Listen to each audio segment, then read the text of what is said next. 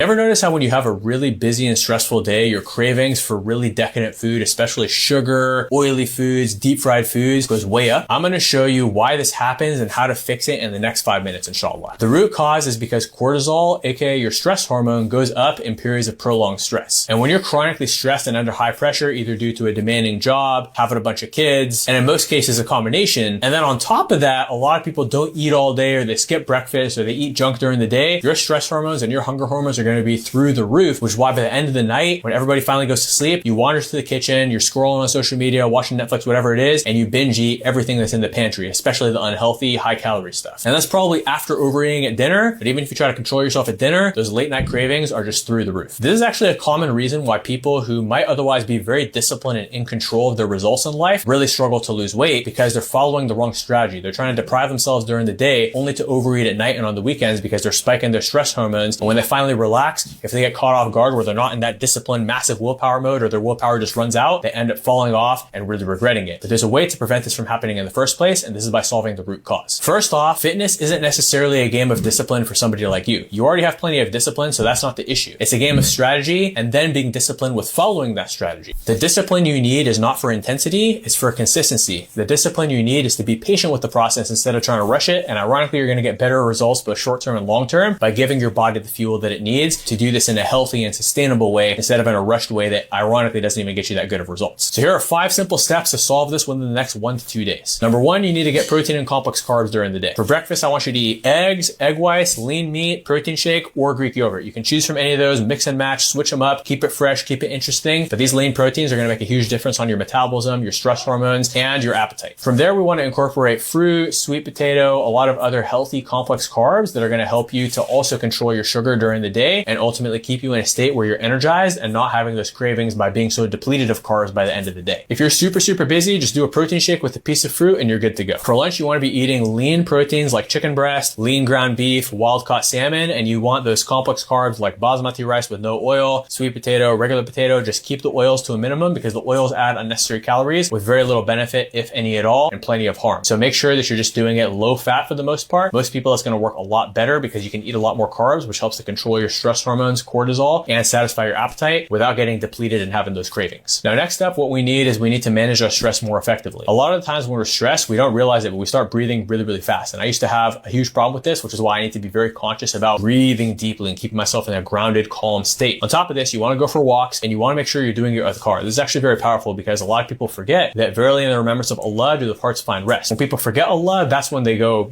crazy mentally and end up just messing up everything in their life and being way overstressed. You have to remember Allah often and take your time in your prayers. Don't rush them just to get back to work, because at the end of the day, Al-Razaq is the one who's going to be providing for you. So you don't need to rush back to work. Just take care of your responsibilities, block enough time for prayer, maybe block some time for a meal and a walk after your Dhuhr prayer as well in the middle of the day, and you're going to feel so much better. But do not rush your prayers and do not be in a high state of stress. Control your breathing, control your walking, and remember Allah often, or you're going to go crazy mentally because you completely put all that pressure on yourself and forget why we really exist. Number 3, get to bed on time. A lot of people waste a lot of time after Isha watching Netflix, all this other stuff, but no good decisions are made late at night. That's part of why you're watching this video in the first place. Best thing that we can do is get to bed ASAP after Isha and get 7+ hours of sleep. And you combine that with all the other strategies I just said and the 2 more I'm about to give you, and it's going to be a total game changer for you. You're going to be much happier, healthier, more energy, better performance physically and mentally at work and in the gym and with your family. You're going to be in a better mood. Your whole life changes in a positive direction. Step 4 is don't eat sugar and simple carbs earlier in the day. We're talking croissants, donuts, sugars, candies, biscuits, all that stuff. What that does is it spikes your blood sugar, and then your blood sugar crashes and your appetite goes up. When your blood sugar crashes, your energy goes down and it messes you up. You're burning less calories during the day because you're tired. And on top of this, you end up finding yourself overeating because the sugars mess with your appetite and blood sugar. So do not eat sugars earlier in the day. Follow all 4 of these steps. And then the last step, number 5, I want you to follow this one too, is cut your caffeine around 12 p.m. This is going to make a big difference. Now, some people can drink caffeine later, no issues, but most people need to cut it by the evening time, where the caffeine can actually mess with your blood sugar and make you crave more. And it can also disrupt your sleep, which then messes up principle number 3. And then your stress hormones go up because you're not sleeping enough. So all these things affect each other, which is why holistically doing all 5 of these things together is going to solve this problem for you within 1 to 2 days. Now, I know that it might take some time to implement these perfectly. I'm not expecting perfection. None of us can expect perfection. We just want progress. Get 1% better every day. And in the meantime, if you need some swaps for your sugar cravings, healthy versions that satisfy that sweet tooth, I'm going to drop them either in the captions or the comments. And from there, you can use those for the short term. But this problem should get significantly better in the next 1 to 2 days if you apply these 5 steps, and within like 1 to 2 weeks, you're not gonna have sugar cravings anymore. You're gonna be losing weight. Your digestion is gonna be better. Your whole life's gonna be better. So apply these tips, share with a friend, share with somebody else who would benefit, and may Allah make them as beneficial as possible within the next 1 to 2 days. Ameen. Assalamu alaikum.